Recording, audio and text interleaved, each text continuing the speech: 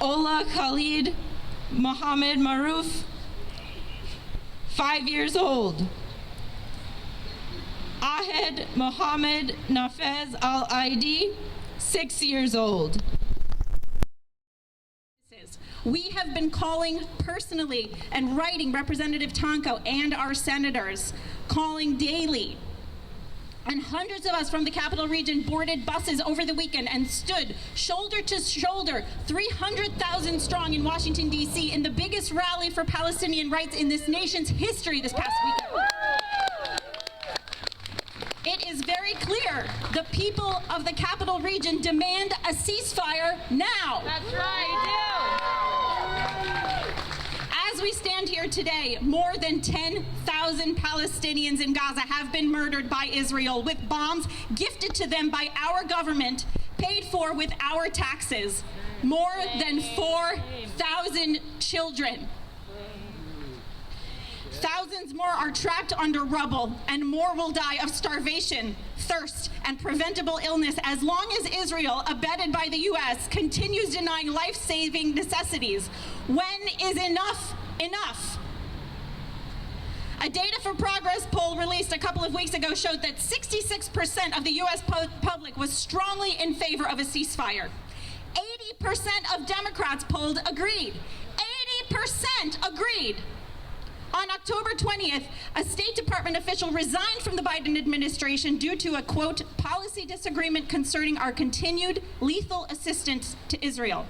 He went on to say, quote, this administration's response, and much of Congress's as well, is an impulsive reaction built on confirmation bias, political convenience, intellectual bankruptcy, and bureaucratic inertia. And just yesterday, over 100 congressional staffers, the people answering our calls every day, hearing our frustration, walked out in protest and said, quote, most of our bosses on Capitol Hill are not listening to the people they represent. We demand our leaders speak up, call for a ceasefire, a release of all hostages, and an immediate de-escalation now.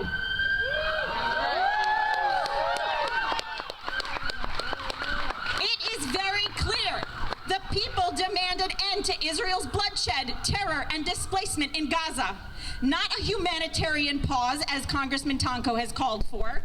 By not calling for a ceasefire, Tonko is failing to represent his constituents. Coward! What is a humanitarian pause? What does that even mean? We demand that he endorse Representative Cori Bush's ceasefire resolution immediately to prevent further loss of innocent life. Opposing genocide is always the right thing to do. The U.S. has the power to end this genocide today and demand justice and self-determination for Palestinians who have been denied their homeland and rights for 75 years. It must do so now. Now. We are now going to start the die-in, and we will read names of only a few of the martyrs. 10,000 names. We couldn't possibly get through them all. Thank you.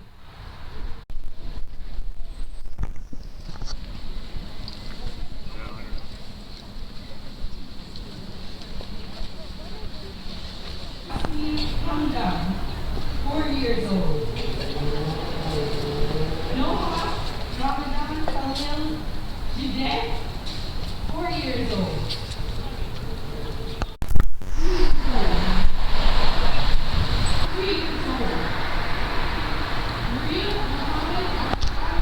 Abdul Rahman Mazen Mohammed Maruf, I've never had one. 5 years old. Ever. Ola Khalid Mohammed Maruf, 5 years old. Haneen Ahmed Khalil Rika, 17 years old. Afnan Hassan Abdul Karim Safi, 17 years old.